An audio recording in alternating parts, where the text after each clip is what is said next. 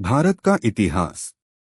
उत्तर में हिमालय से लेकर दक्षिण में समुद्र तक फैला यह उपमहाद्वीप भारतवर्ष के नाम से ज्ञात है, जिसे महाकाव्य तथा पुराणों में भारतवर्ष अर्थात भरतों का देश तथा यहाँ के निवासियों को भारती अर्थात भरत की संतान कहा गया है। भरत एक प्राचीन कबीले का नाम था। प्राचीन भारतीय अपने देश को जम्बूद्वीप अर्थात जम्बू जामुन वृक्षों का द्वीप कहते थे।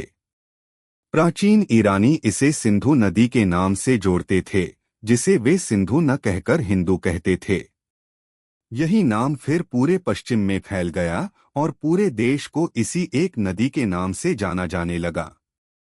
यूनानी इसे इंदे और अरब इसे हिंद कहते थे। मध्यकाल में इस देश को हिंदुस्तान कहा जाने लगा। यह शब्द भी फारसी शब्द हिंदू से बना है।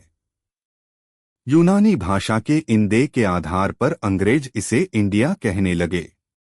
विंध्य की पर्वत श्रृंखला देश को उत्तर और दक्षिण दो भागों में बांटती है। उत्तर में इंडो यूरोपीय परिवार की भाषाएं बोलने वालों की और दक्षिण में द्रविड़ परिवार की भाषाएं बोलने वालों का बहुमत है।